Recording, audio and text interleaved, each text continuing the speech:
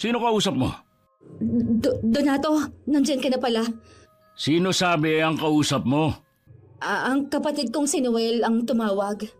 Oh, ano daw ang kailangan? Nagpasabi lang na uuwi na sila dito ng pamilya niya. Nagsawa din siya sa buhay niya sa Maynila. Saan naman sila titigil dito kung uuwi na sila ng pamilya niya? Sa bahay ng namayapa naming lola. Kaya nga siya tumawag para magpatulong maghanap ng pwedeng maglinis ng bahay at paligid nun. Doon sa minumultong bahay na yon? Sigurado ka ba doon talaga sila titira? Oo. Tsaka sa kanya naman yun pinamana ng lola namin. Alam naman niyang may nababalitang multo sa bahay na yon. Ayaw niyo kasing ibenta na lang eh. Diba, malaking halaga na rin yun. Alam mo naman na hindi ako pwedeng magdesisyon sa bagay na yan. Hindi naman akin yung bahay eh. Sana kasi kinumbinsi mo ang kapatid mo. Mahina ka rin kasi. Di sana may porsyento ka sa pagbebentahan. Bilin kasi sa kanya ng lola namin nung nabubuhay pa, huwag niyang ibebenta ang bahay na yon. Dahil kung hindi, habang buhay siyang mamalasin. Kaya siguro wala sa isip ng kapatid ko na ibenta. Sus! Naniwala naman kay sa lola niyo. Sabi ko nga pala kay Noel, ako na lang ang upahan niya para may extra naman ako. Sa araw na lang ako maglilinis at magpapasama na rin ako. Wala naman sigurong magmumulto sa ganong oras. Bahala ka. Siya nga pala. Baka naman kapag dumating ang kapatid mo dito, meron kang ikwento. Wala akong ikukwento sa kanya. Siguruhin mo lang. Dahil hindi lang ikaw malilintikan sa akin, pati kapatid mo at pamilya niya. Ang martir na asawa sa hirap at ginhawa hindi umaalis sa tabi ng asawa niya. Ngunit ang pag-ibig ay dapat makapagbigay ng ligaya. Hindi puro pagdurusa at pang-aabuso. Magandang araw sa iyo, Miss Gwen, at sa mga kapwa ko taga-subaybay sa inyong channel. Gusto ko pong magbahagi ng karanasan ko na nangyari sa probinsya ng asawa ko. May ilang taon na rin ang nakakalipas. Tawagin niyo na lamang ako sa pangalang Maggie. 35 years old, may asawa at 2 anak. Taga-probinsya ng Bicol ako at nakipagsapalaran sa Maynila nung makatapos ako ng pag-aaral. Naging kapitbahay ko ang naging asawa ko at tubong aklan naman siya.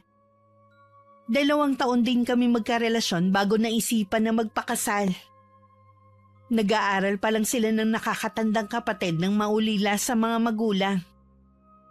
Nang ikasal kami, may sarili ng pamilya noon ng ate niya na naiwan sa probinsya nila. Isang oportunidad ang nagbukas sa asawa ko para makapagtrabaho sa ibang bansa. Kaya napilitan kami na umuwi sa kanila at tirhan ng pamanang bahay ng namayapa niyang lola. Na ayon sa kwento ng asawa ko, may nagmumulto. Tama nga sabi mo ate, luma na ang bahay ni Lola Conchita. Sa tagal ba naman na walang nakatira eh? Ang tagal mo kasing hindi umuwi dito. Hindi ko kasi basta maiwan ang trabaho sa Maynila eh. Tsaka nasanay na rin ako sa buhay doon. Kahit niluma na ng panahon ng bahay na ito, matibay pa rin. Hindi man lang inanay ang mga kahoy. Para bang merong nag-aasikaso sa bahay na ito. Nun ngang lilinisan namin halos walang alikabok. Baka hanggang ngayon nandito pa rin si Lola Conchita at inaalagaan pa rin niya ang bahay na to. Di ba nung nabubuhay pa siya, napaka-istrikta niya sa kalinisan. Huwag kang magbiro ng ganyan. Alam mo namang matatakotin ako eh. Matatakotin ka pa rin pala hanggang ngayon. Magbiro ka na sa ibang bagay, wag lang tungkol kay Lola. Ikaw talaga, napakaduwag pa rin. Wala akong pakialam kung duwag ang tingin mo sa akin. Sa natatakot ako, no? Meron pa rin bang sinasabi ang mga tao rito sa bahay na to? Oo, sabi ng ilan, nakikita pa rin daw nila na may sumisilip na matandang babae sa may bintana. Minsan pa nga daw, nagliliwanag ang buong bahay na ito. Mabuti na rin na may multo ang paniniwala nila dito para hindi pasukin ng mga masasamang loob. Siya nga pala, sa bahay na kayo maghapunan mamaya ha? Sige ba? Si Kuya Donato ba nasa trabaho ngayon? Oo, mamaya pang uwi nun. Excited na nga yun sa pagdating ninyo Pagkatapos namin maibigay ang mga pasalubong, nagpaalam na rin si Ate Emilia sa amin. May bibilhin pa raw siyang ibang sangkap para sa lulutuin niya mamayang hapunan. Sa bahay na lang daw nila kami hihintayin. Mabait talaga ang hipag ko at laging nakangiti. Kahit sino makakita sa kanya, hindi iisipin na meron siyang pinagdadaanan. Nasabi pa dati ng asawa ko na bihira ng magalit ang kapatid. Nagmana daw ito ng ugali sa nanay nila. Ilang taon na nga ulit si Ate Emilia? 35. Ba't mo naman na itanong? Noel, wag mo sanang mamasamain ang sasabihin ko Para kasing ang tanda niya sa tunay niyang edad Tsaka para siyang manang manamit. Napansin ko nga na tumanda siyang tingnan. Ayoko lang siyang biruin kanina, baka magtampo naman. Ngayon nga lang ulit kami nagkita pagkatapos ng 5 taon. Tsaka hindi naman siya ganun magdamit dati. Ewan ko ba bakit nagbago? Malalaman natin sa mga susunod na araw kung meron bang pinagdadaanan ng ate mo. Palagay ko naman ayos lang ang pamilya niya. Mabait naman si Kuya Donato at responsable pa. Nandito na naman tayo Kung meron silang problema, madadamayan na natin siya. Oo nga. Tsaka kapag sinuwerte ako sa abroad, bala ko rin silang tulungan kahit papano. Hindi mo pala nabanggit sa kanya na kaya tayo napauwi dito dahil paalis ka na sa 1 buwan. Sasabihin ko rin mamaya.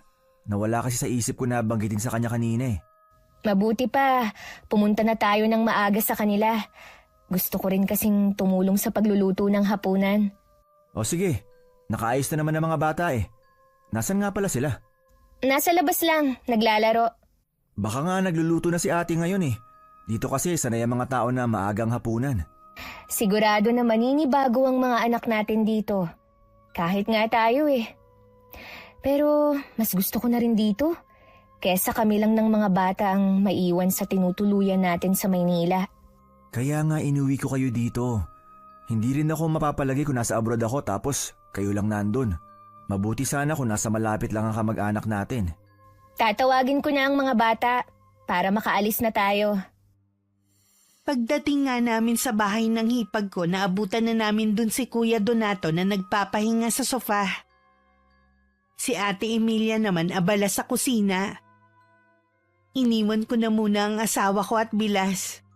Pumunta na ako sa kusina para makatulong. Ang mga anak ko naman iniwan ko sa mga pinsan nila.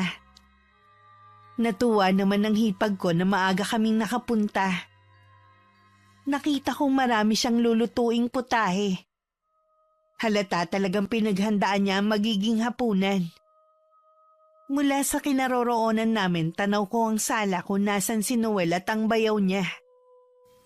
Ang tagal mo ring nawala, bayaw hindi kaya manibago kayo sa paglipat nyo? Sa umpisa lang siguro pero makakasanayan din. Lalo na nang mag-iina ko. Si Maggie naman sanayan sa buhay probinsya. Paano nga pala yung trabaho mo sa Maynila? Wala na akong trabaho. Ha? Paano naman ang pang-araw-araw nyo?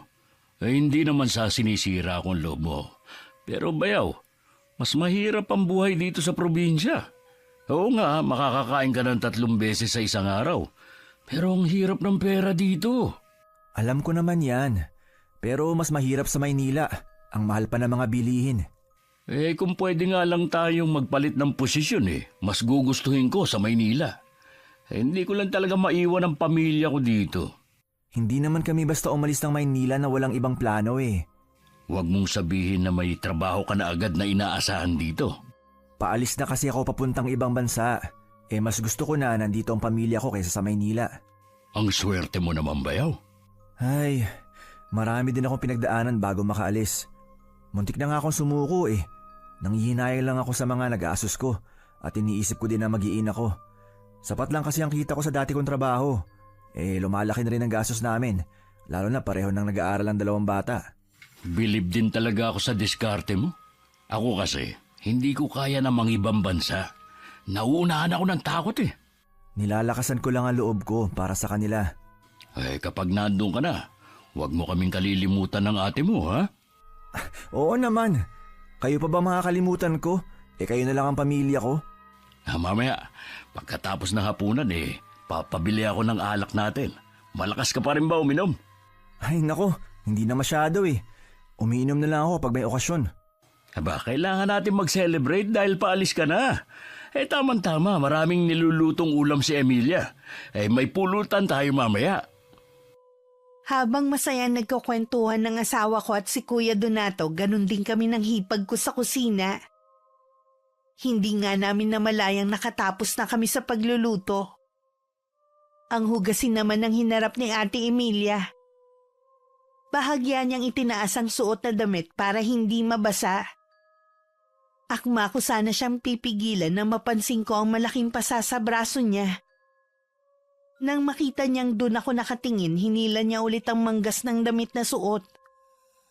Hindi na rin ako nakapagtanong dahil nagpaalam siya na tatawagin na ang mga bata para makapaghapunan na.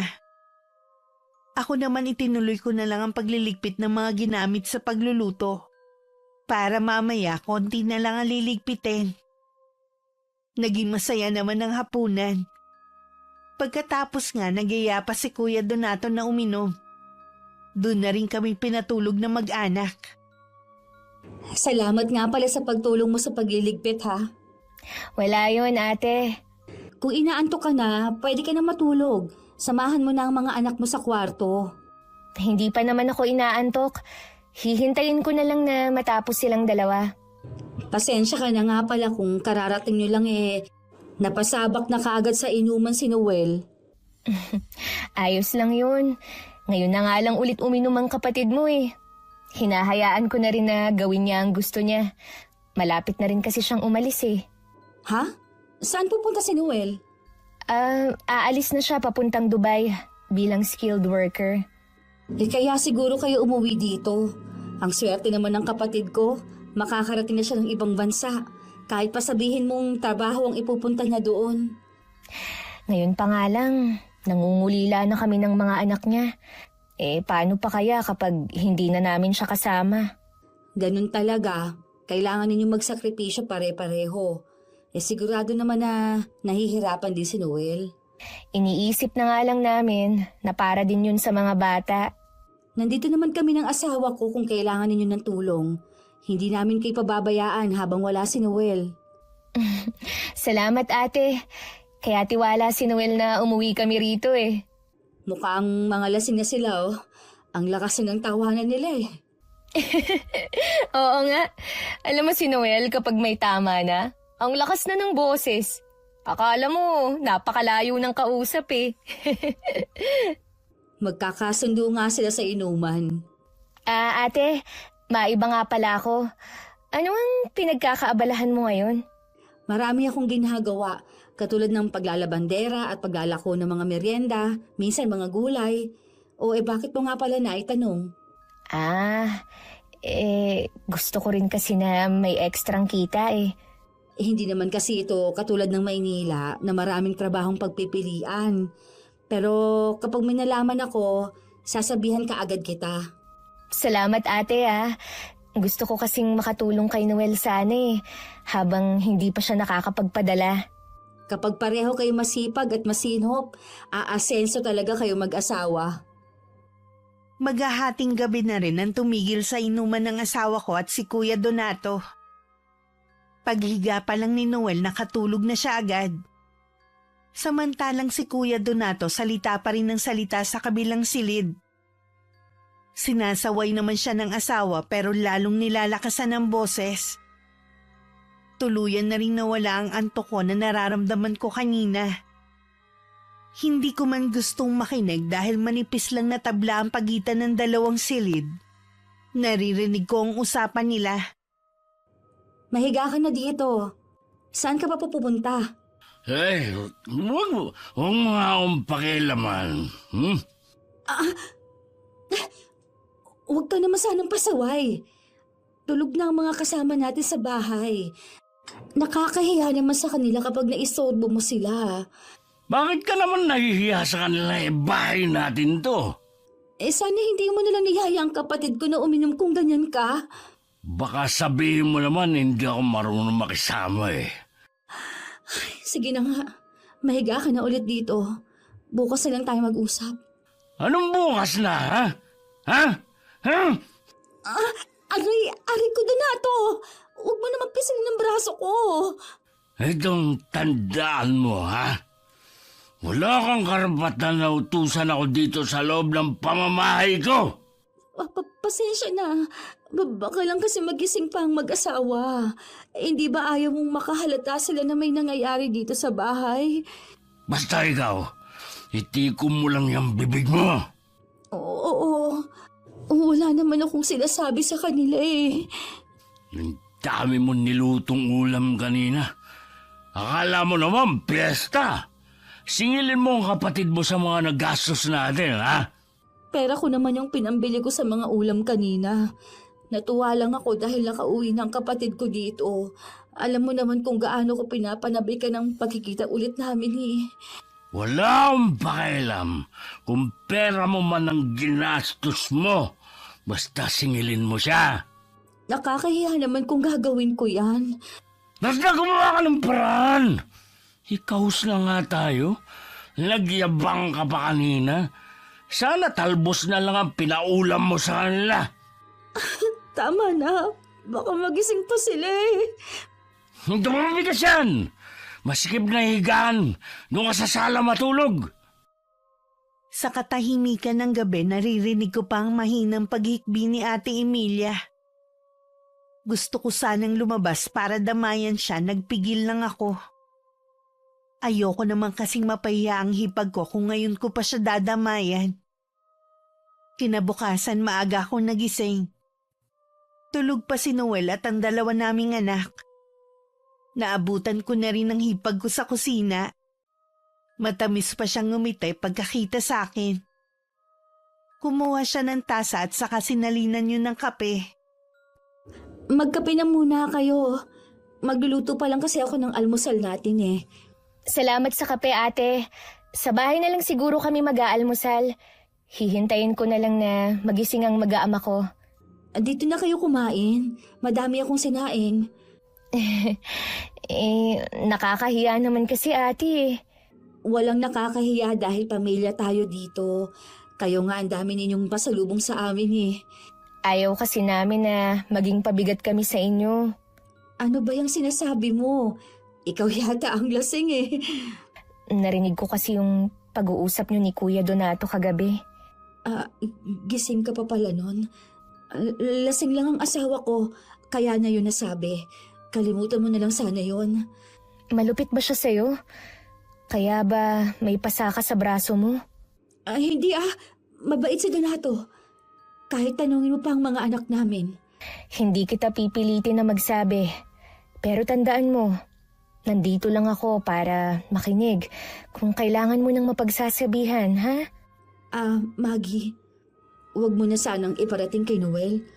Ayoko magkalamat ang samahan nilang magbayaw at ayoko din na mag-alala pa siya sa akin eh. Paalis pa naman siya. Huwag kang mag-alala, ate. Wala akong sasabihin sa kanya. Nakikiusap din ako. Dito na lang kayo mag-almusal. Baka kasi ito na rin ang huling beses na makakasama ko sa almusal ang kapatid ko bago siya umalis. Baka kasi may masabi na naman ng asawa mo eh. Mamaya pa ang gising ni Donato. Kilala ko yun kapag nalalasing. Sige na nga, tutulong na rin ako sa pagluluto. Tapos na kaming magluto nang magising ang mag-aama ko at ang mga anak ng hipag ko. Nakapag-almusal na kami pero tulog pa rin si Kuya Donato.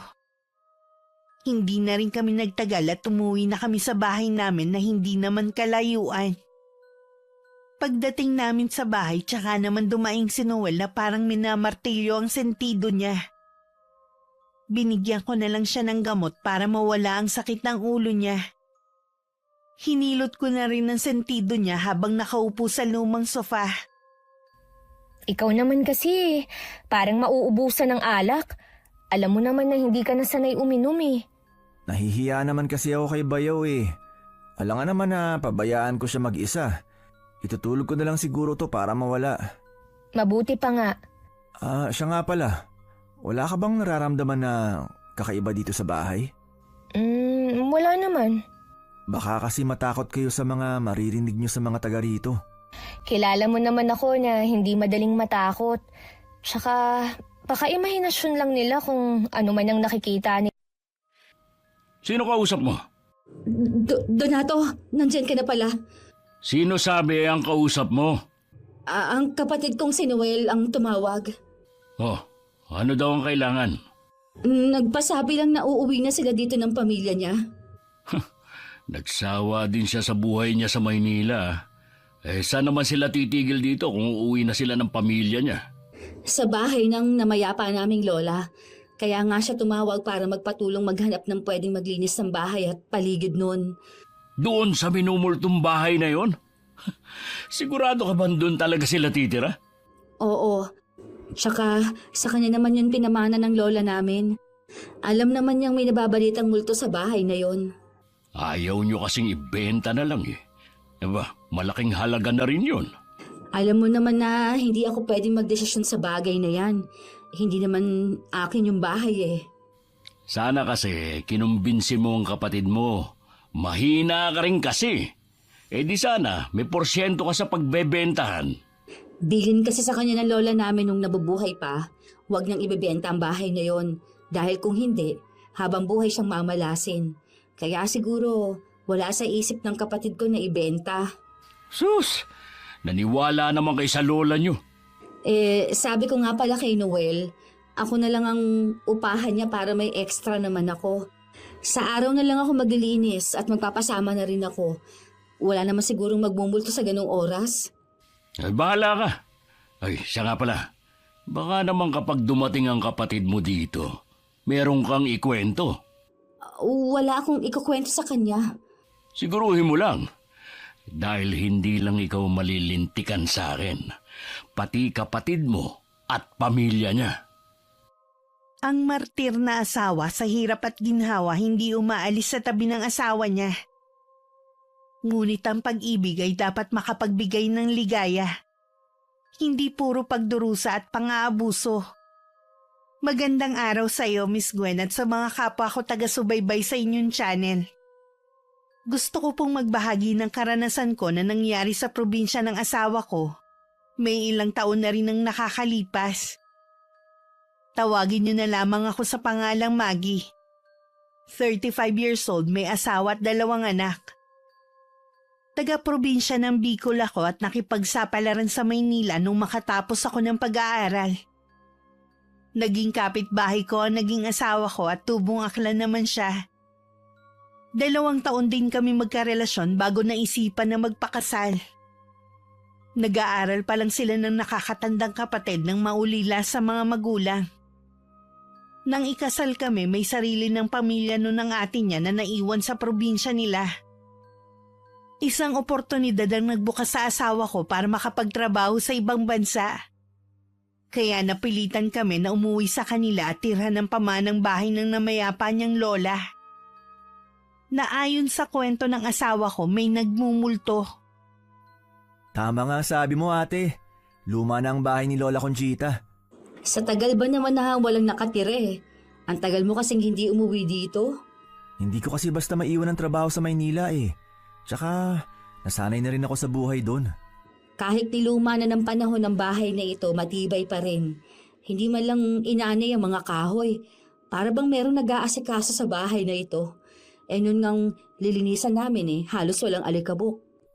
Baka hanggang ngayon nandito pa rin si Lola Conchita at inaalagaan pa rin niya ang bahay na to. Di ba nung nabubuhay pa siya, napaka-istrikta niya sa kalinisan. Huwag ka ngang magbiro ng ganyan. Alam mo namang matatakotin ako eh. Matatakotin ka pa rin pala hanggang ngayon. Magbiro ka na sa ibang bagay, wag lang tungkol kay Lola. Ikaw talaga, napakaduwag pa rin. Wala akong pakialam kung duwag ang tingin mo sa akin. Sa natatakot ako, no? Meron pa rin bang sinasabi ang mga tao rito sa bahay na to?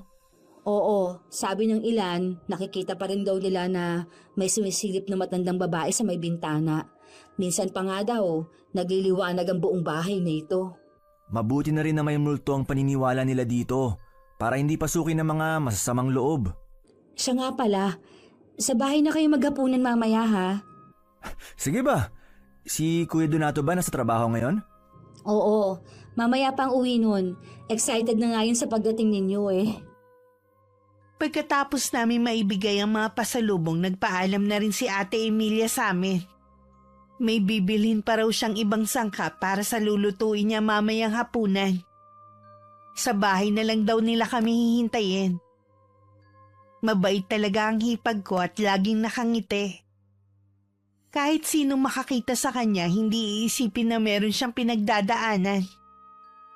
Nasabi pa dati ng asawa ko na bihira lang magalit ang kapatid. Nagmana daw ito ng ugali sa nanay nila. Ilang taon na nga ulit si Ate Emilia? 35. Ba't mo naman na itanong? Noel, wag mo sanang mamasamain ang sasabihin ko Para kasing ang tanda niya sa tunay niyang edad Tsaka para siyang manang manamit. Napansin ko nga na tumanda siyang tingnan. Ayoko lang siyang biruin kanina, baka magtampo naman. Ngayon nga lang ulit kami nagkita pagkatapos ng 5 taon. Tsaka hindi naman siya ganun magdamit dati. Ewan ko ba bakit nagbago? Malalaman natin sa mga susunod na araw kung meron bang pinagdadaanan ng ate mo. Palagay ko naman ayos lang ang pamilya niya. Mabait naman si Kuya Donato at responsable pa. Nandito na naman tayo Kung meron silang problema, madadamayan na natin siya. Oo nga. Tsaka kapag sinuwerte ako sa abroad, bala ko rin silang tulungan kahit papano. Hindi mo pala nabanggit sa kanya na kaya tayo na pauwi dito dahil paalis ka na sa 1 buwan. Sasabihin ko rin mamaya. Nawala kasi sa isip ko na banggitin sa kanya kanina Mabuti pa, pumunta na tayo ng maaga sa kanila. Gusto ko rin kasing tumulong sa pagluluto ng hapunan. O sige, nakaayos na naman ang mga bata Nasaan nga pala sila? Nasa labas lang, naglalaro. Baka nga nagluluto na si ate ngayon Dito kasi sanay ang mga tao na maagang hapunan. Sigurado na maninibago ang mga anak natin dito. Kahit nga tayo Pero mas gusto ko na rin dito. Kesa kami lang ng mga bata ang maiwan sa tinutuluyan natin sa Maynila. Kaya nga inuwi ko kayo dito. Hindi rin ako mapapalagi kung nasa abroad ako tapos kayo lang nandun. Mabuti sana kung nasa malapit lang ang kamag-anak natin. Tatawagin ko na ang mga bata para makaalis na tayo. Pagdating nga namin sa bahay ng hipag ko, naabutan na namin dun si Kuya Donato na nagpapahinga sa sofa. Si Ate Emilia naman abala sa kusina. Iniwan ko na muna ang asawa ko at bilas. Pumunta na ako sa kusina para makatulong. Ang mga anak ko naman iniwan ko sa mga pinsan nila. Natuwa naman ang hipag ko na maaga kaming nakapunta. Nakita kong marami siyang lulutuing putahe. Halata talagang pinaghandaan niya ang magiging hapunan. Mula sa kinaroroonan namin, tanaw ko ang sala kung nasan si Noel at ang bayaw niya. Ang tagal mo ring nawala, bayaw hindi kaya manibago kayo sa paglipat nyo? Sa umpisa lang siguro pero makakasanayan din. Lalo na nang mag-iina ko. Si Maggie naman sanayan sa buhay probinsya. Paano nga pala yung trabaho mo sa Maynila? Wala na akong trabaho. Ha? Paano naman ang pang-araw-araw nyo? Hindi naman sa sinisira akong loob mo. Pero bayaw, mas mahirap ang buhay dito sa probinsya. Oo nga, makakakain ka ng 3 beses sa isang araw. Pero ang hirap ng pera dito. Alam ko naman yan. Pero mas mahirap sa Maynila. Ang mahal pa ng mga bilihin. Kung pwede nga lang tayong magpalit ng posisyon mas gugustuhin ko sa Maynila. Hindi ko lang talaga maiwan ang pamilya ko dito. Hindi naman kami basta umalis ng Maynila na walang ibang plano Huwag mong sabihin na may trabaho ka na agad na inaasahan dito. Paalis na kasi ako papuntang ibang bansa. Mas gusto ko na nandito ang pamilya ko kaysa sa Maynila. Ang swerte mo naman, bayaw. Ay, marami din akong pinagdaanan bago makaalis. Muntik na nga akong sumuko Nanghihinayang lang ako sa mga nag-aasos ko at iniisip ko din na mag-iina ko. Sapat lang kasi ang kita ko sa dati kong trabaho. Lumalaki na rin ang gastos namin, lalo na pareho nang nag-aaral ang 2 bata. Bilib din talaga ako sa diskarte mo. Ako kasi, hindi ko kaya na mangibang bansa. Nauunahan ako ng takot Nilalakasan ko lang ang loob ko para sa kanila. Kapag nandun ka na, huwag mo kaming kalilimutan ng ate mo, ha? Oo naman. Kayo pa ba makakalimutan ko? Kayo na lang ang pamilya ko. Mamaya, pagkatapos ng hapunan papabili ako ng alak natin. Malakas ka pa rin ba uminom? Ay nako, hindi na masyado Umiinom na lang ako pag may okasyon. Aba, kailangan natin mag-celebrate dahil paalis ka na. Tama-tama, maraming nilulutong ulam si Emilia. May pulutan tayo mamaya. Habang masaya nagkukwentuhan ng asawa ko at si Kuya Donato, ganun din kami ng hipag ko sa kusina. Hindi nga namin namalayang nakatapos na kami sa pagluluto. Ang hugasin naman ng hinarap ni Ate Emilia. Bahagya niyang itinaas ang suot na damit para hindi mabasa. Akma ko sana siyang pipigilan nang mapansin ko ang malaking pasa sa braso niya. Nang makita niyang doon ako nakatingin, hinila niya ulit ang manggas ng damit na suot. Hindi na rin ako nakapagtanong dahil nagpaalam siya na tatawagin na ang mga bata para makapaghapunan na. Ako naman itinuloy ko na lang ang pagliligpit ng mga ginamit sa pagluluto. Para mamaya konti na lang ang liligpitin. Naging masaya naman ang hapunan. Pagkatapos nga nagyaya pa si Kuya Donato na uminom. Doon na rin kami pinatulog na mag-anak. Salamat nga pala sa pagtulong mo sa pagliligpit, ha? Wala yun, ate. Kung inaantok ka na, pwede ka na matulog. Samahan mo na ang mga anak mo sa kwarto. Hindi pa naman ako inaantok. Hihintayin ko na lang na matapos silang dalawa. Pasensya ka na nga pala kung kararating nyo lang napasabak na kaagad sa inuman si Noel. Ayos lang yun. Ngayon na nga lang ulit uminom ang kapatid mo eh. Hinahayaan ko na rin na gawin niya ang gusto niya. Malapit na rin kasi siyang umalis eh. Ha? Saan pupunta si Noel? Aalis na siya papuntang Dubai bilang skilled worker. Kaya siguro kayo umuwi dito. Ang swerte naman ng kapatid ko. Makakarating na siya ng ibang bansa. Kahit pa sabihin mong trabaho ang ipupunta niya doon. Ngayon pa nga lang, nangungulila na kami ng mga anak niya. Paano pa kaya kapag hindi na namin siya kasama? Ganun talaga. Kailangan ninyo magsakripisyo pare-pareho. Sigurado naman na nahihirapan din si Noel. Iniisip na nga lang namin na para din yun sa mga bata. Nandito naman kami ng asawa ko kung kailangan ninyo ng tulong. Hindi namin kayo pababayaan habang wala si Noel. Salamat ate. Kaya tiwala si Noel na umuwi kami rito eh. Mukhang mga lasing na sila oh. Ang lakas ng tawanan nila eh. Oo nga. Alam mo si Noel kapag may tama na, ang lakas na ng boses. Akala mo, napakalayo ng kausap eh. Magkakasundo nga sila sa inuman.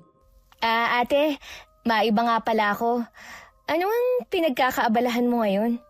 Marami akong ginagawa, katulad ng paglalabandera at paglalako ng mga merienda, minsan mga gulay. Bakit mo nga pala naitanong? Gusto ko rin kasi na may ekstrang kita eh. Hindi naman kasi ito katulad ng Maynila na maraming trabahong pagpipilian. Pero kapag may nalaman ako, sasabihan ka agad kita. Salamat ate ah. Gusto ko kasing makatulong kay Noel sana eh, habang hindi pa siya nakakapagpadala. Kapag pareho kayo masipag at masinhop, aasenso talaga kayo mag-asawa. Maghahating gabi na rin ang tumigil sa inuman ng asawa ko at si Kuya Donato. Paghiga pa lang ni Noel, nakatulog na siya agad. Samantalang si Kuya Donato salita pa rin ng salita sa kabilang silid. Sinasaway naman siya ng asawa pero lalong nilalakasan ang boses. Tuluyan na rin nawala ang antok ko na nararamdaman ko kanina. Hindi ko man gustong makinig dahil manipis lang na tabla ang pagitan ng dalawang silid. Naririnig ko ang usapan nila. Mahiga ka na dito. Saan ka pa pupunta? Huwag mo nga akong pakialaman. Huwag ka naman sanang pasaway.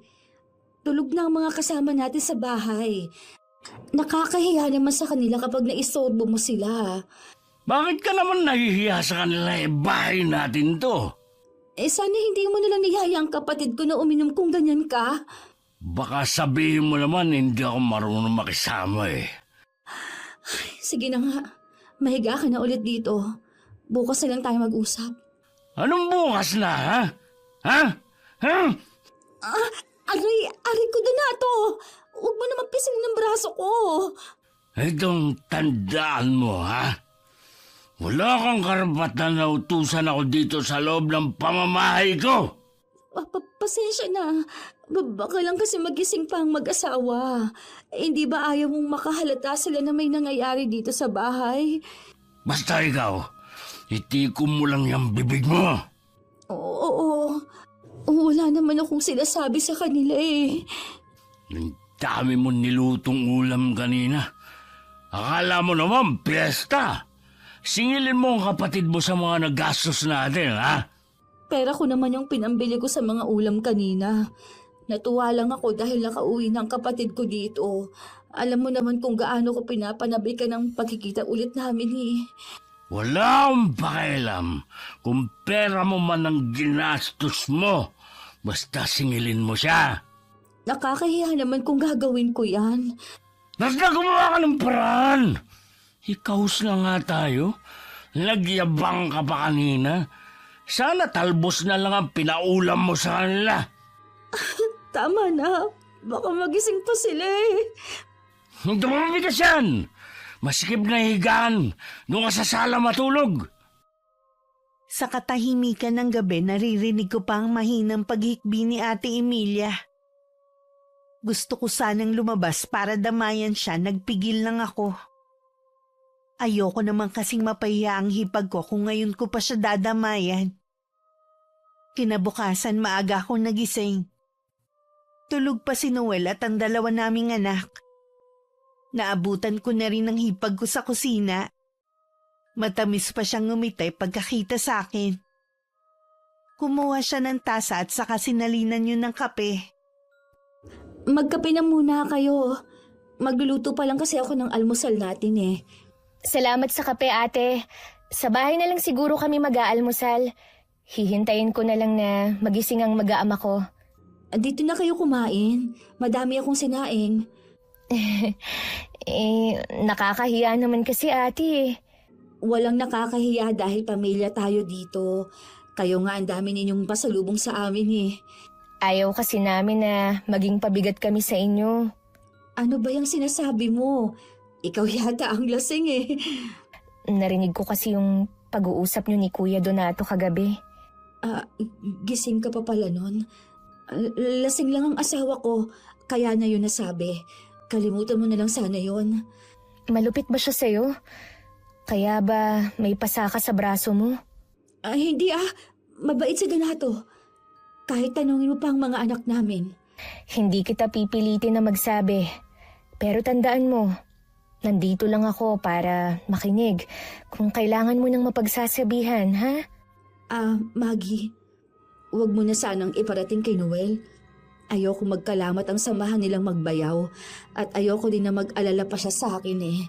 Paalis pa naman siya. Huwag kang mag-alala, ate. Wala akong sasabihin sa kanya. Nakikiusap din ako. Dito na lang kayo mag-almusal. Baka kasi ito na rin ang huling beses na makakasama ko sa almusal ang kapatid ko bago siya umalis. Baka kasi may masabi na naman ng asawa mo eh. Mamaya pa ang gising ni Donato. Kilala ko yun kapag nalalasing. Sige na nga, tutulong na rin ako sa pagluluto. Tapos na kaming magluto nang magising ang mag-aama ko at ang mga anak ng hipag ko. Nakapag-almusal na kami pero tulog pa rin si Kuya Donato. Hindi na rin kami nagtagal at umuwi na kami sa bahay namin na hindi naman kalayuan. Pagdating namin sa bahay, tsaka naman dumaing si Noel na parang minamartilyo ang sentido niya. Binigyan ko na lang siya ng gamot para mawala ang sakit ng ulo niya. Hinilot ko na rin ang sentido niya habang nakaupo sa lumang sofa. Ikaw naman kasi, parang mauubusan ng alak. Alam mo naman na hindi ka na sanay uminom eh. Nahihiya naman kasi ako kay Bayaw eh. Alangan naman na pabayaan ko siya mag-isa. Itutulog ko na lang siguro to para mawala. Mabuti pa nga. Siya nga pala. Wala ka bang nararamdaman na kakaiba dito sa bahay? Wala naman. Baka kasi matakot kayo sa mga maririnig nyo sa mga taga rito. Kilala mo naman ako na hindi madaling matakot. Tsaka, baka imahinasyon lang nila kung ano man ang nakikita nila. Sino kausap mo? Donato, nandyan ka na pala. Sino sabi ang kausap mo? Ang kapatid kong si Noel ang tumawag. Oh, ano daw ang kailangan? Nagpasabi lang na uuwi na sila dito ng pamilya niya. Nagsawa din siya sa buhay niya sa Maynila. Saan naman sila titigil dito kung uuwi na sila ng pamilya niya? Sa bahay ng namayapa naming lola. Kaya nga siya tumawag para magpatulong maghanap ng pwedeng maglinis ng bahay at paligid nun. Doon sa minumultong bahay na yon?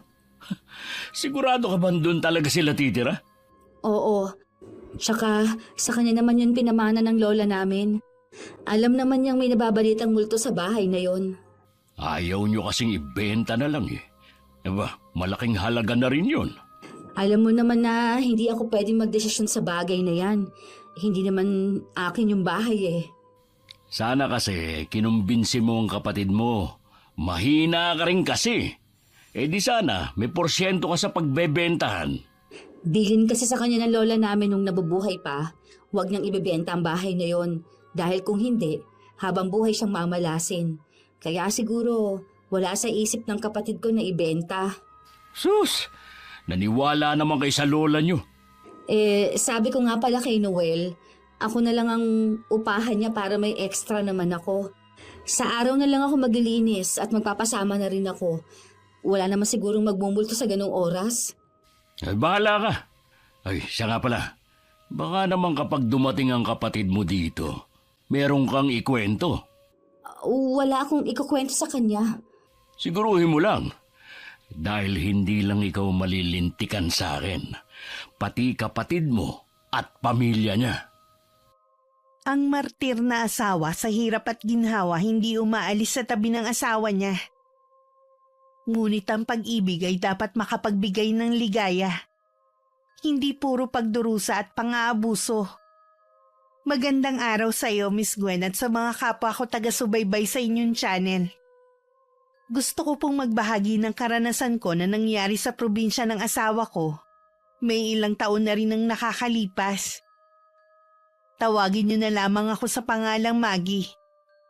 35 years old, may asawa at 2 anak. Taga-probinsya ng Bicol ako at nakipagsapalaran sa Maynila nung makatapos ako ng pag-aaral.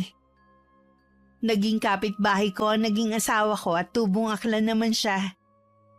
2 taon din kami magkarelasyon bago naisipan na magpakasal.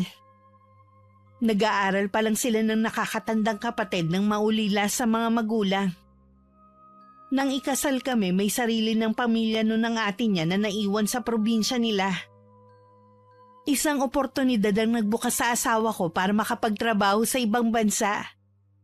Kaya napilitan kami na umuwi sa kanila at tirhan ng pamanang bahay ng namayapa niyang lola. Na ayon sa kwento ng asawa ko, may nagmumulto.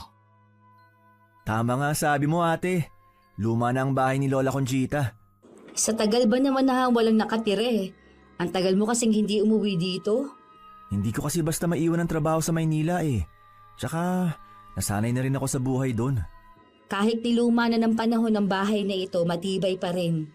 Hindi man lang inanay ang mga kahoy. Para bang merong nag-aasikaso sa bahay na ito. Nun ngang lilinisan namin halos walang alikabok. Baka hanggang ngayon nandito pa rin si Lola Conchita at inaalagaan pa rin niya ang bahay na to. Di ba nung nabubuhay pa siya, napaka-istrikta niya sa kalinisan? Huwag kang magbiro ng ganyan. Alam mo namang matatakotin ako eh.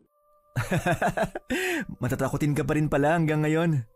Magbiro ka na sa ibang bagay, wag lang tungkol kay Lola. Ikaw talaga, napakaduwag pa rin. Wala akong pakialam kung duwag ang tingin mo sa akin. Sa natatakot ako, no?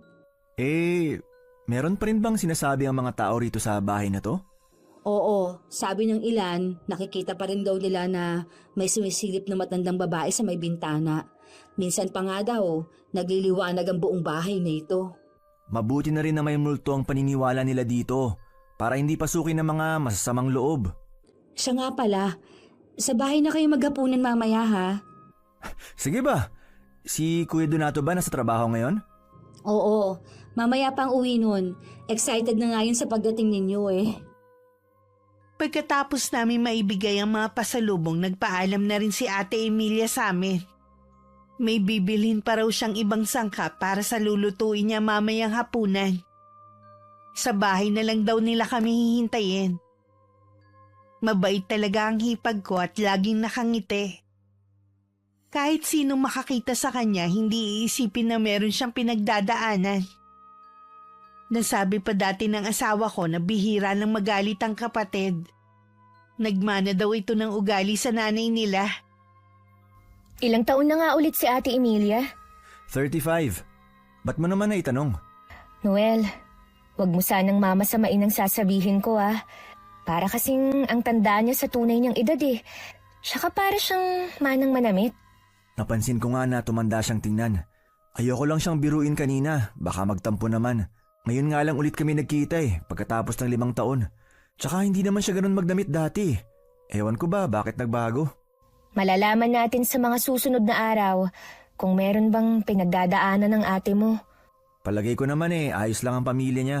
Mabait naman si Kuya Donato at responsable pa. Nandito na naman tayo eh.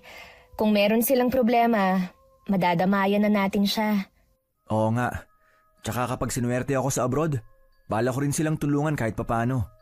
Hindi mo pala nabanggit sa kanya na kaya tayo na pauwi dito dahil paalis ka na sa 1 buwan. Sasabihin ko rin mamaya.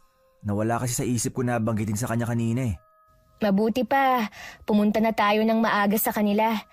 Gusto ko rin kasing tumulong sa pagluluto ng hapunan. O sige, nakaayos na naman ang mga bata Nasaan nga pala sila? Nasa labas lang, naglalaro. Baka nga nagluluto na si ate ngayon Dito kasi sanay ang mga tao na maagang hapunan. Sigurado na maninibago ang mga anak natin dito. Kahit nga tayo Pero mas gusto ko na rin dito. Kesa kami lang ng mga bata ang maiwan sa tinutuluyan natin sa Maynila. Kaya nga inuwi ko kayo dito. Hindi rin ako mapapalagi kung nasa abroad ako tapos kayo lang nandun. Mabuti sana kung nasa malapit lang ang kamag-anak natin. Tatawagin ko na ang mga bata para makaalis na tayo. Pagdating nga namin sa bahay ng hipag ko, naabutan na namin dun si Kuya Donato na nagpapahinga sa sofa. Si Ate Emilia naman abala sa kusina. Iniwan ko na muna ang asawa ko at bilas.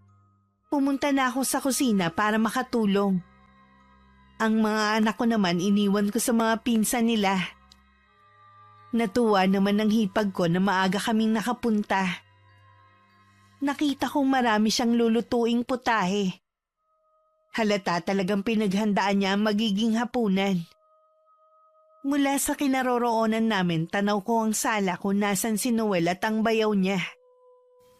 Ang tagal mo ring nawala, bayaw hindi kaya manibago kayo sa paglipat nyo? Sa umpisa lang siguro pero makakasanayan din. Lalo na nang mag-iina ko. Si Maggie naman sanayan sa buhay probinsya. Paano nga pala yung trabaho mo sa Maynila? Wala na akong trabaho. Ha? Paano naman ang pang-araw-araw nyo? Hindi naman sa sinisira akong loob mo. Pero bayaw, mas mahirap ang buhay dito sa probinsya. Oo nga, makakakain ka ng 3 beses sa isang araw. Pero ang hirap ng pera dito. Alam ko naman yan. Pero mas mahirap sa Maynila. Ang mahal pa ng mga bilihin. Kung pwede nga lang tayong magpalit ng posisyon mas gugustuhin ko sa Maynila. Hindi ko lang talaga maiwan ang pamilya ko dito. Hindi naman kami basta umalis ng Maynila na walang ibang plano Huwag mong sabihin na may trabaho ka na agad na inaasahan dito. Paalis na kasi ako papuntang ibang bansa. Mas gusto ko na nandito ang pamilya ko kaysa sa Maynila. Ang swerte mo naman, bayaw.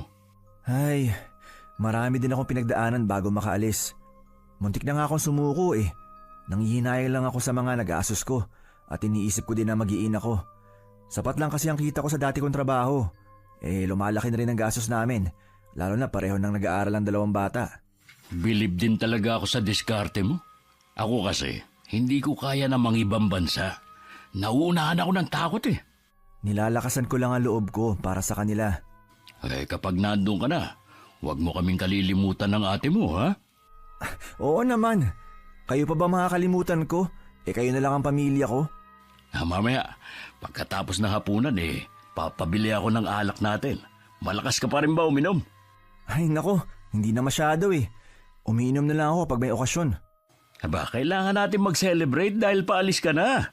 Tama-tama, maraming nilulutong ulam si Emilia. May pulutan tayo mamaya. Habang masaya nagkukwentuhan ng asawa ko at si Kuya Donato, ganun din kami ng hipag ko sa kusina. Hindi nga namin namalayang nakatapos na kami sa pagluluto. Ang hugasin naman ng hinarap ni Ate Emilia. Bahagya niyang itinaas ang suot na damit para hindi mabasa. Akma ko sana siyang pipigilan nang mapansin ko ang malaking pasa sa braso niya. Nang makita niyang doon ako nakatingin, hinila niya ulit ang manggas ng damit na suot. Hindi na rin ako nakapagtanong dahil nagpaalam siya na tatawagin na ang mga bata para makapaghapunan na. Ako naman itinuloy ko na lang ang pagliligpit ng mga ginamit sa pagluluto. Para mamaya konti na lang ang liligpitin. Naging masaya naman ang hapunan. Pagkatapos nga nagyaya pa si Kuya Donato na uminom. Doon na rin kami pinatulog na mag-anak. Salamat nga pala sa pagtulong mo sa pagliligpit, ha? Wala yun, ate. Kung inaantok ka na, pwede ka na matulog. Samahan mo na ang mga anak mo sa kwarto. Hindi pa naman ako inaantok. Hihintayin ko na lang na matapos silang dalawa. Pasensya ka na nga pala kung kararating nyo lang napasabak na kaagad sa inuman si Noel. Ayos lang yun. Ngayon na nga lang ulit uminom ang kapatid mo eh. Hinahayaan ko na rin na gawin niya ang gusto niya. Malapit na rin kasi siyang umalis eh. Ha? Saan pupunta si Noel? Aalis na siya papuntang Dubai bilang skilled worker. Kaya siguro kayo umuwi dito. Ang swerte naman ng kapatid ko, makakarating na siya ng ibang bansa. Kahit pa sabihin mong trabaho ang ipupunta niya doon. Ngayon pa nga lang, nangungulila na kami ng mga anak niya. Paano pa kaya kapag hindi na namin siya kasama? Ganun talaga. Kailangan ninyo magsakripisyo pare-pareho.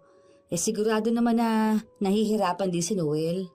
Iniisip na nga lang namin na para din yun sa mga bata. Nandito naman kami ng asawa ko kung kailangan ninyo ng tulong. Hindi namin kayo pababayaan habang wala si Noel. Salamat ate. Kaya tiwala si Noel na umuwi kami rito eh. Mukhang mga lasing na sila oh. Ang lakas na ng tawanan nila eh. Oo nga. Alam mo si Noel kapag may tama na, ang lakas na ng boses. Akala mo, napakalayo ng kausap eh. Magkakasundo nga sila sa inuman. Ate, maiba nga pala ako. Ano ang pinagkakaabalahan mo ngayon? Marami akong ginagawa, katulad ng paglalabandera at paglalako ng mga merienda, minsan mga gulay. Bakit mo nga pala naitanong? Gusto ko rin kasi na may ekstrang kita eh. Hindi naman kasi ito katulad ng Maynila na maraming trabahong pagpipilian. Pero kapag may nalaman ako, sasabihan ka agad kita. Salamat ate ah. Gusto ko kasing makatulong kay Noel sana eh, habang hindi pa siya nakakapagpadala. Kapag pareho kayo masipag at masinhop, aasenso talaga kayo mag-asawa. Maghahating gabi na rin ang tumigil sa inuman ng asawa ko at si Kuya Donato.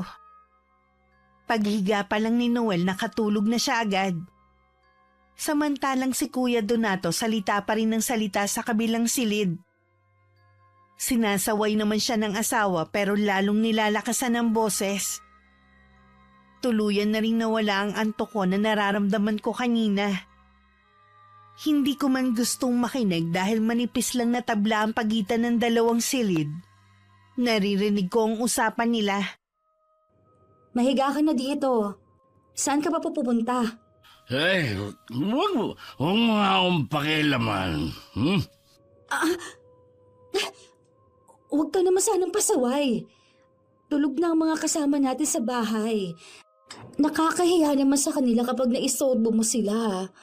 Bakit ka naman nahihiya sa kanila bahay natin to? Sana hindi mo nalang niyaya ang kapatid ko na uminom kung ganyan ka. Baka sabihin mo naman hindi ako marunong makisama eh. Sige na nga, mahiga ka na ulit dito. Bukas na lang tayo mag-usap. Anong bukas na, ha? Ha? Aray ko Donato! Huwag mo naman pisilin ng braso ko. Itong tandaan mo, ha? Wala kang karapatan na utusan ako dito sa loob ng pamamahay ko. Pasensya na. Baka lang kasi magising pa ang mag-asawa.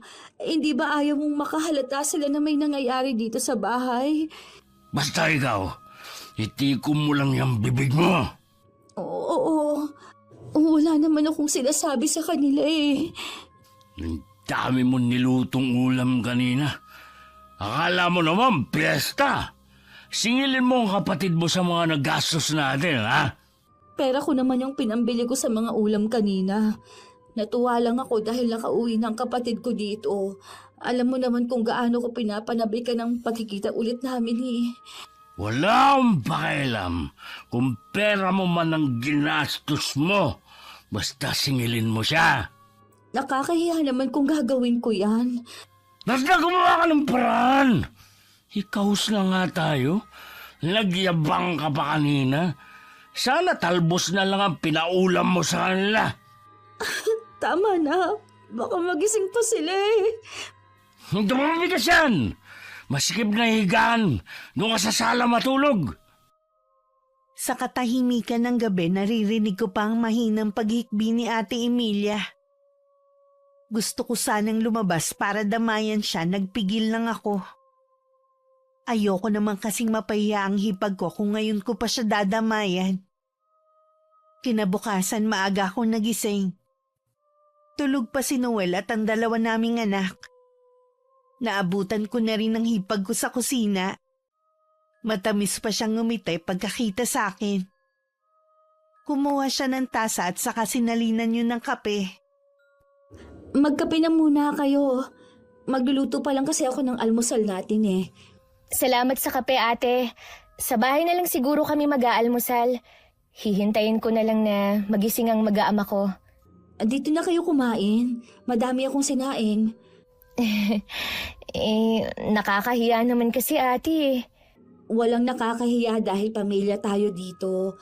Kayo nga ang dami ninyong pasalubong sa amin eh. Ayaw kasi namin na maging pabigat kami sa inyo. Ano ba yung sinasabi mo? Ikaw yata ang lasing eh. Narinig ko kasi yung pag-uusap niyo ni Kuya Donato kagabi. Gising ka pa pala nun. Lasing lang ang asawa ko, kaya na yun nasabi. Kalimutan mo na lang sana yun. Malupit ba siya sa'yo? Kaya ba may pasaka sa braso mo? Hindi mabait si Donato. Kahit tanungin mo pa ang mga anak namin. Hindi kita pipilitin na magsabi. Pero tandaan mo, nandito lang ako para makinig kung kailangan mo nang mapagsasabihan, ha? Maggie, huwag mo na sanang iparating kay Noel. Ayoko magkalamat ang samahan nilang magbayaw at ayoko din na mag-alala pa siya sa akin eh. Paalis pa naman siya. Huwag kang mag-alala, ate. Wala akong sasabihin sa kanya. Nakikiusap din ako.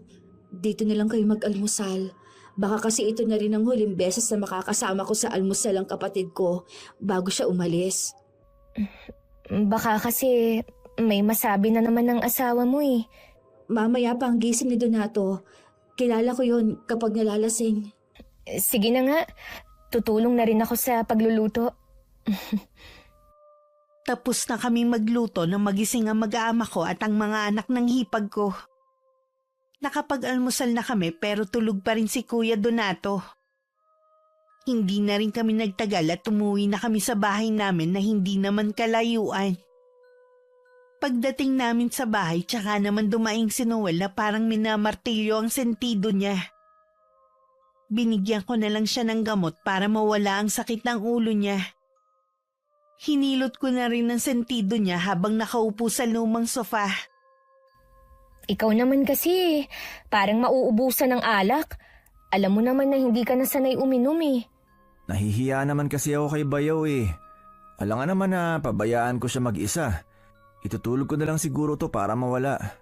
Mabuti pa nga. Siya nga pala. Wala ka bang nararamdaman na kakaiba dito sa bahay? Wala naman. Baka kasi matakot kayo sa mga maririnig nyo sa mga taga rito. Kilala mo naman ako na hindi madaling matakot. Tsaka, baka imahinasyon lang nila kung ano man ang nakikita nila. Sino kausap mo? Donato, nandyan ka na pala. Sino sabi ang kausap mo? Ang kapatid kong si Noel ang tumawag. Oh, ano daw ang kailangan? Nagpasabi lang na uuwi na sila dito ng pamilya niya. Nagsawa din siya sa buhay niya sa Maynila. Saan naman sila titigil dito kung uuwi na sila ng pamilya niya? Sa bahay ng namayapa naming lola. Kaya nga siya tumawag para magpatulong maghanap ng pwedeng maglinis ng bahay at paligid nun. Doon sa minumultong bahay na yon? Sigurado ka ba doon talaga sila titira? Oo. Tsaka sa kanya naman yun pinamana ng lola namin. Alam naman niyang may nababalitang multo sa bahay na yon. Ayaw niyo kasing ibenta na lang eh. Diba, malaking halaga na rin yun. Alam mo naman na hindi ako pwedeng magdesisyon sa bagay na yan. Hindi naman akin yung bahay eh. Sana kasi kinumbinsi mo ang kapatid mo. Mahina ka rin kasi. Di sana may porsyento ka sa pagbebentahan. Bilin kasi sa kanya ng lola namin nung nabubuhay pa, huwag nang ibebenta ang bahay na yon. Dahil kung hindi, habang buhay siyang mamalasin. Kaya siguro wala sa isip ng kapatid ko na ibenta. Sus, naniwala naman kay sa lola niyo. Sabi ko nga pala kay Noel, ako na lang ang upahan niya para may extra naman ako. Sa araw na lang ako maglilinis at magpapasama na rin ako. Wala naman sigurong magmumulto sa ganong oras. Bahala ka. Siya nga pala. Baka naman kapag dumating ang kapatid mo dito, meron kang ikwento. Wala akong ikukwento sa kanya. Siguruhin mo lang. Dahil hindi lang ikaw malilintikan sa akin, pati kapatid mo at pamilya niya. Ang martir na asawa sa hirap at ginhawa hindi umaalis sa tabi ng asawa niya. Ngunit ang pag-ibig ay dapat makapagbigay ng ligaya. Hindi puro pagdurusa at pang-aabuso. Magandang araw sa iyo, Miss Gwen, at sa mga kapwa ko taga-subaybay sa inyong channel. Gusto ko pong magbahagi ng karanasan ko na nangyari sa probinsya ng asawa ko. May ilang taon na rin ang nakakalipas. Tawagin niyo na lamang ako sa pangalang Maggie. 35 years old, may asawa at 2 anak. Taga-probinsya ng Bicol ako at nakipagsapalaran sa Maynila nung makatapos ako ng pag-aaral. Naging kapitbahay ko ang naging asawa ko at tubong akla naman siya. 2 taon din kami magkarelasyon bago naisipan na magpakasal. Nag-aaral pa lang sila ng nakakatandang kapatid nang maulila sa mga magulang. Nang ikasal kami, may sarili ng pamilya noon ng ate niya na naiwan sa probinsya nila.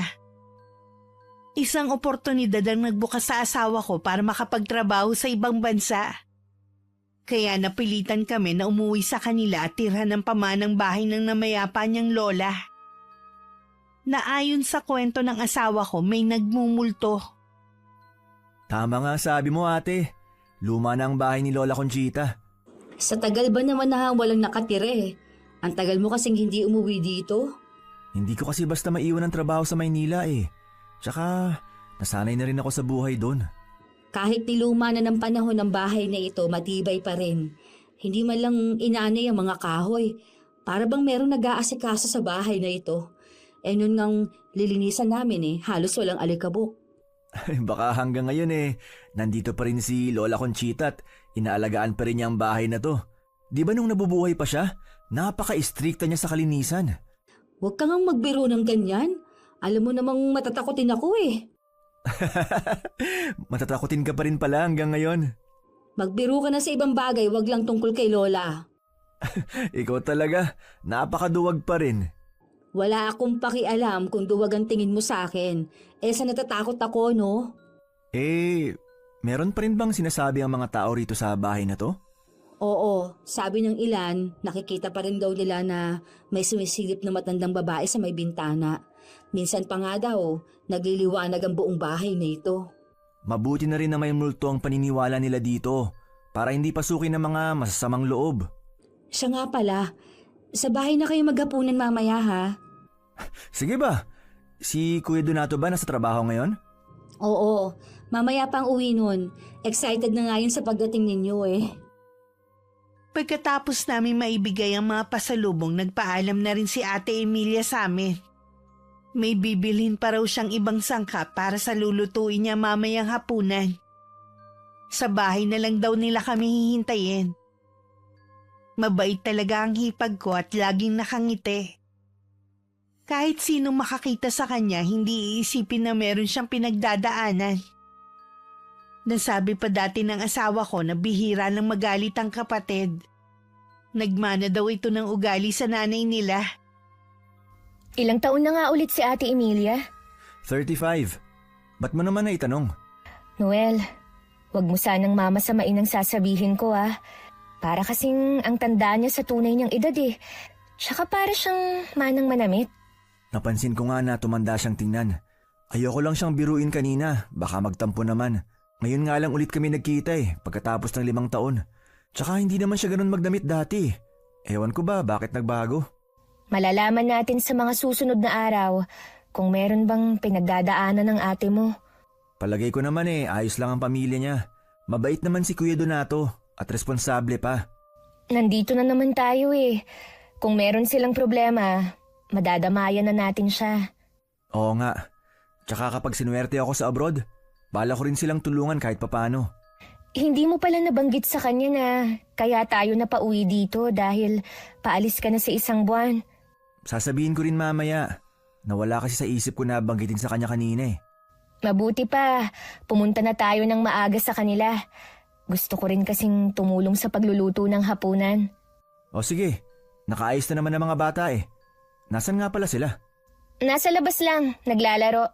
Baka nga nagluluto na si ate ngayon Dito kasi sanay ang mga tao na maagang hapunan. Sigurado na maninibago ang mga anak natin dito. Kahit nga tayo Pero mas gusto ko na rin dito. Kesa kami lang ng mga bata ang maiwan sa tinutuluyan natin sa Maynila. Kaya nga inuwi ko kayo dito. Hindi rin ako mapapalagi kung nasa abroad ako tapos kayo lang nandun. Mabuti sana kung nasa malapit lang ang kamag-anak natin. Tatawagin ko na ang mga bata para makaalis na tayo. Pagdating nga namin sa bahay ng hipag ko, naabutan na namin dun si Kuya Donato na nagpapahinga sa sofa. Si Ate Emilia naman abala sa kusina. Iniwan ko na muna ang asawa ko at bilas. Pumunta na ako sa kusina para makatulong. Ang mga anak ko naman iniwan ko sa mga pinsan nila. Natuwa naman ang hipag ko na maaga kaming nakapunta. Nakita kong marami siyang lulutuing putahe. Halata talagang pinaghandaan niya ang magiging hapunan. Mula sa kinaroroonan namin, tanaw ko ang sala kung nasan si Noel at ang bayaw niya. Ang tagal mo ring nawala, bayaw hindi kaya manibago kayo sa paglipat nyo? Sa umpisa lang siguro pero makakasanayan din. Lalo na nang mag-iina ko. Si Maggie naman sanayan sa buhay probinsya. Paano nga pala yung trabaho mo sa Maynila? Wala na akong trabaho. Ha? Paano naman ang pang-araw-araw nyo? Hindi naman sa sinisira akong loob mo. Pero bayaw, mas mahirap ang buhay dito sa probinsya. Oo nga, makakakain ka ng 3 beses sa isang araw. Pero ang hirap ng pera dito. Alam ko naman yan. Pero mas mahirap sa Maynila. Ang mahal pa ng mga bilihin. Kung pwede nga lang tayong magpalit ng posisyon mas gugustuhin ko sa Maynila. Hindi ko lang talaga maiwan ang pamilya ko dito. Hindi naman kami basta umalis ng Maynila na walang ibang plano Huwag mong sabihin na may trabaho ka na agad na inaasahan dito. Paalis na kasi ako papuntang ibang bansa. Mas gusto ko na nandito ang pamilya ko kaysa sa Maynila. Ang swerte mo naman, bayaw. Ay, marami din akong pinagdaanan bago makaalis. Muntik na nga akong sumuko Nanghihinayang lang ako sa mga nag-aasos ko at iniisip ko din na mag-iina ko. Sapat lang kasi ang kita ko sa dati kong trabaho. Lumalaki na rin ang gastos namin, lalo na pareho nang nag-aaral ang 2 bata. Bilib din talaga ako sa diskarte mo. Ako kasi, hindi ko kaya na mangibang bansa. Nauunahan ako ng takot Nilalakasan ko lang ang loob ko para sa kanila. Kapag nandun ka na, huwag mo kaming kalilimutan ng ate mo, ha? Oo naman. Kayo pa ba makakalimutan ko? Kayo na lang ang pamilya ko. Mamaya, pagkatapos ng hapunan papabili ako ng alak natin. Malakas ka pa rin ba uminom? Ay nako, hindi na masyado Umiinom na lang ako pag may okasyon. Aba, kailangan natin mag-celebrate dahil paalis ka na. Tama-tama, maraming nilulutong ulam si Emilia. May pulutan tayo mamaya. Habang masaya nagkukwentuhan ng asawa ko at si Kuya Donato, ganun din kami ng hipag ko sa kusina. Hindi nga namin namalayang nakatapos na kami sa pagluluto. Ang hugasin naman ng hinarap ni Ate Emilia. Bahagya niyang itinaas ang suot na damit para hindi mabasa. Akma ko sana siyang pipigilan nang mapansin ko ang malaking pasa sa braso niya. Nang makita niyang doon ako nakatingin, hinila niya ulit ang manggas ng damit na suot. Hindi na rin ako nakapagtanong dahil nagpaalam siya na tatawagin na ang mga bata para makapaghapunan na. Ako naman itinuloy ko na lang ang pagliligpit ng mga ginamit sa pagluluto. Para mamaya konti na lang ang liligpitin. Naging masaya naman ang hapunan. Pagkatapos nga nagyaya pa si Kuya Donato na uminom. Doon na rin kami pinatulog na mag-anak. Salamat nga pala sa pagtulong mo sa pagliligpit, ha? Wala yun, ate. Kung inaantok ka na, pwede ka na matulog. Samahan mo na ang mga anak mo sa kwarto. Hindi pa naman ako inaantok. Hihintayin ko na lang na matapos silang dalawa. Pasensya ka na nga pala kung kararating nyo lang napasabak na kaagad sa inuman si Noel. Ayos lang yun. Ngayon na nga lang ulit uminom ang kapatid mo eh. Hinahayaan ko na rin na gawin niya ang gusto niya. Malapit na rin kasi siyang umalis eh. Ha? Saan pupunta si Noel? Aalis na siya papuntang Dubai bilang skilled worker. Kaya siguro kayo umuwi dito. Ang swerte naman ng kapatid ko, makakarating na siya ng ibang bansa. Kahit pa sabihin mong trabaho ang ipupunta niya doon. Ngayon pa nga lang, nangungulila na kami ng mga anak niya. Paano pa kaya kapag hindi na namin siya kasama? Ganun talaga. Kailangan ninyo magsakripisyo pare-pareho. Sigurado naman na nahihirapan din si Noel. Iniisip na nga lang namin na para din yun sa mga bata. Nandito naman kami ng asawa ko kung kailangan ninyo ng tulong. Hindi namin kayo pababayaan habang wala si Noel. Salamat ate. Kaya tiwala si Noel na umuwi kami rito eh. Mukhang mga lasing na sila oh. Ang lakas na ng tawanan nila eh. Oo nga. Alam mo si Noel kapag may tama na, ang lakas na ng boses. Akala mo, napakalayo ng kausap eh. Magkakasundo nga sila sa inuman. Ate, maiba nga pala ako. Ano ang pinagkakaabalahan mo ngayon? Marami akong ginagawa, katulad ng paglalabandera at paglalako ng mga merienda, minsan mga gulay. Bakit mo nga pala naitanong? Gusto ko rin kasi na may ekstrang kita eh. Hindi naman kasi ito katulad ng Maynila na maraming trabahong pagpipilian. Pero kapag may nalaman ako, sasabihan ka agad kita. Salamat ate ah. Gusto ko kasing makatulong kay Noel sana eh, habang hindi pa siya nakakapagpadala. Kapag pareho kayo masipag at masinhop, aasenso talaga kayo mag-asawa. Maghahating gabi na rin ang tumigil sa inuman ng asawa ko at si Kuya Donato. Paghiga pa lang ni Noel, nakatulog na siya agad. Samantalang si Kuya Donato salita pa rin ng salita sa kabilang silid. Sinasaway naman siya ng asawa pero lalong nilalakasan ang boses.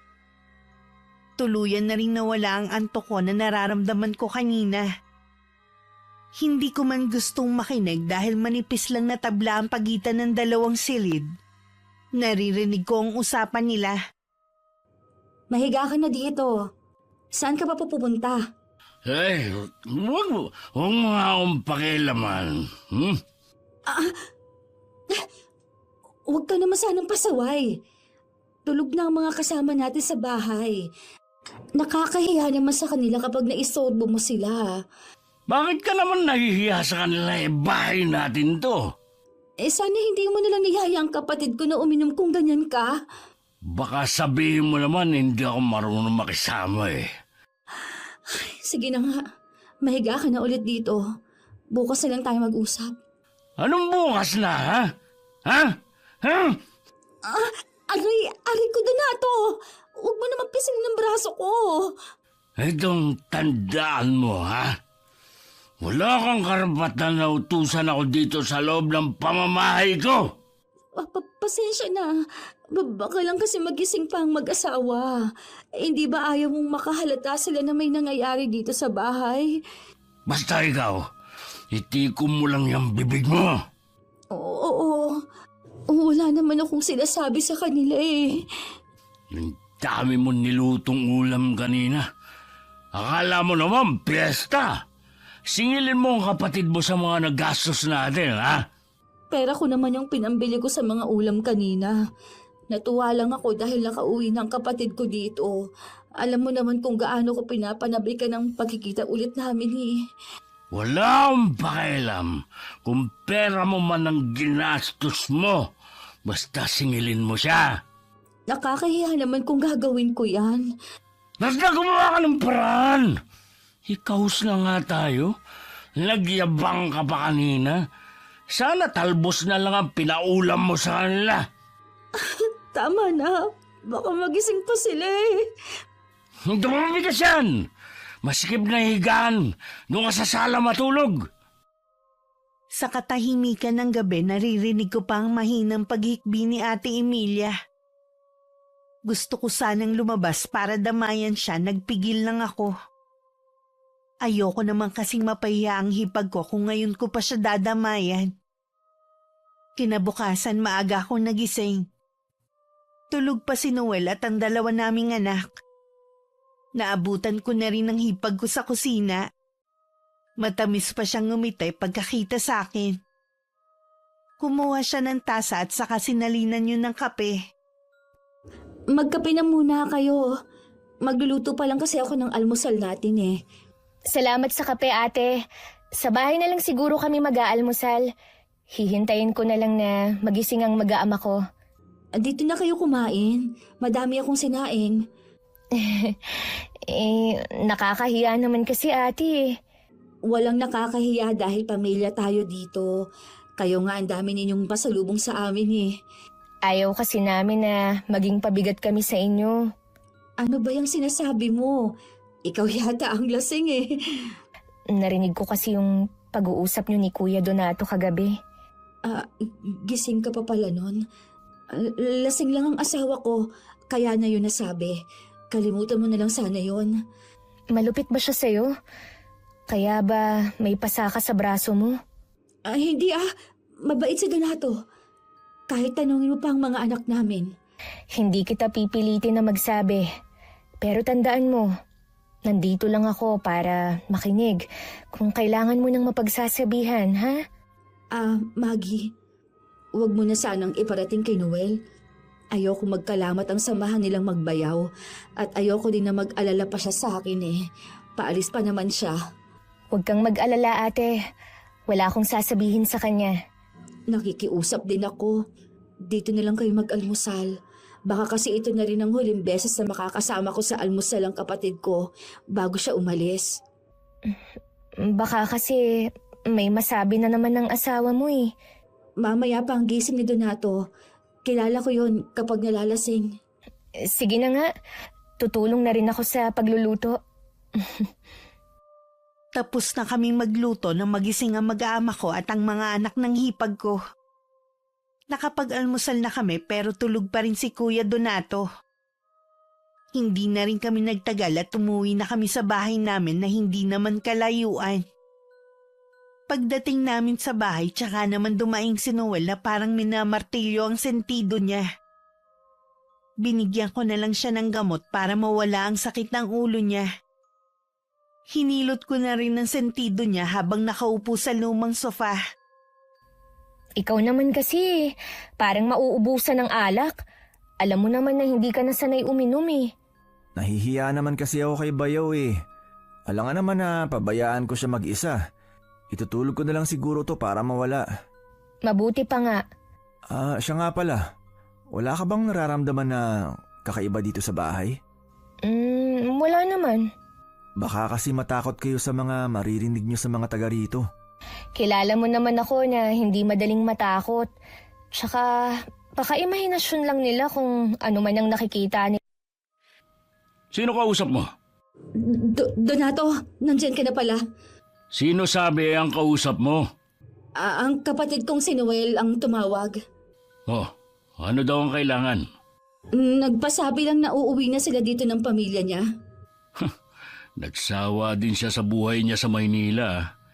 Saan naman sila titigil dito kung uuwi na sila ng pamilya niya? Sa bahay ng namayapa naming lola. Kaya nga siya tumawag para magpatulong maghanap ng pwedeng maglinis ng bahay at paligid nun. Doon sa minumultong bahay na yon? Sigurado ka ba doon talaga sila titira? Oo. Tsaka sa kanya naman yun pinamana ng lola namin. Alam naman niyang may nababalitang multo sa bahay na yon. Ayaw niyo kasing ibenta na lang eh. Aba, malaking halaga na rin yun. Alam mo naman na hindi ako pwedeng magdesisyon sa bagay na yan. Hindi naman akin yung bahay eh. Sana kasi kinumbinsi mo ang kapatid mo. Mahina ka rin kasi. Di sana may porsyento ka sa pagbebentahan. Bilin kasi sa kanya ng lola namin nung nabubuhay pa, huwag niyang ibebenta ang bahay na yon. Dahil kung hindi, habang buhay siyang mamalasin. Kaya siguro wala sa isip ng kapatid ko na ibenta. Sus! Naniwala naman kay sa lola niyo. Sabi ko nga pala kay Noel, ako na lang ang upahan niya para may extra naman ako. Sa araw na lang ako maglilinis at magpapasama na rin ako. Wala naman sigurong magmumulto sa ganong oras. Bahala ka. Siya nga pala. Baka naman kapag dumating ang kapatid mo dito, meron kang ikwento. Wala akong ikukwento sa kanya. Siguruhin mo lang. Dahil hindi lang ikaw malilintikan sa akin, pati kapatid mo at pamilya niya. Ang martir na asawa sa hirap at ginhawa hindi umaalis sa tabi ng asawa niya. Ngunit ang pag-ibig ay dapat makapagbigay ng ligaya. Hindi puro pagdurusa at pang-aabuso. Magandang araw sa iyo, Miss Gwen, at sa mga kapwa ko taga-subaybay sa inyong channel. Gusto ko pong magbahagi ng karanasan ko na nangyari sa probinsya ng asawa ko. May ilang taon na rin ang nakakalipas. Tawagin niyo na lamang ako sa pangalang Maggie. 35 years old, may asawa at 2 anak. Taga-probinsya ng Bicol ako at nakipagsapalaran sa Maynila nung makatapos ako ng pag-aaral. Naging kapitbahay ko ang naging asawa ko at tubong aklan naman siya. 2 taon din kami magkarelasyon bago naisipan na magpakasal. Nag-aaral pa lang sila ng nakakatandang kapatid ng maulila sa mga magulang. Nang ikasal kami, may sarili ng pamilya noon ng ate niya na naiwan sa probinsya nila. Isang oportunidad ang nagbukas sa asawa ko para makapagtrabaho sa ibang bansa. Kaya napilitan kami na umuwi sa kanila at tirhan ng pamanang bahay ng namayapa niyang lola. Na ayon sa kwento ng asawa ko, may nagmumulto. Tama nga sabi mo ate. Luma na ang bahay ni Lola Conchita. Sa tagal ba naman na walang nakatira eh? Ang tagal mo kasing hindi umuwi dito. Hindi ko kasi basta maiwan ang trabaho sa Maynila eh. Tsaka nasanay na rin ako sa buhay doon. Kahit niluma na ng panahon ng bahay na ito, matibay pa rin. Hindi man lang inanay ang mga kahoy. Para bang merong nag-aasikaso sa bahay na ito. Nun ngang lilinisan namin halos walang alikabok. Baka hanggang ngayon nandito pa rin si Lola Conchita at inaalagaan pa rin niya ang bahay na to. Di ba nung nabubuhay pa siya, napaka-istrikta niya sa kalinisan. Huwag kang magbiro ng ganyan. Alam mo namang matatakotin ako eh. Matatakotin ka pa rin pala hanggang ngayon. Magbiro ka na sa ibang bagay, wag lang tungkol kay Lola. Ikaw talaga, napakaduwag pa rin. Wala akong pakialam kung duwag ang tingin mo sa akin. Sa natatakot ako, no? Meron pa rin bang sinasabi ang mga tao rito sa bahay na to? Oo, sabi ng ilan, nakikita pa rin daw nila na may sumisilip na matandang babae sa may bintana. Minsan pa nga daw, nagliliwanag ang buong bahay na ito. Mabuti na rin na may multo ang paniniwala nila dito para hindi pasukin ng mga masasamang loob. Siya nga pala, sa bahay na kayo maghapunan mamaya ha? Sige ba? Si Kuya Donato ba nasa trabaho ngayon? Oo, mamaya pang uwi nun. Excited na nga yun sa pagdating ninyo Pagkatapos namin maibigay ang mga pasalubong, nagpaalam na rin si Ate Emilia sa amin.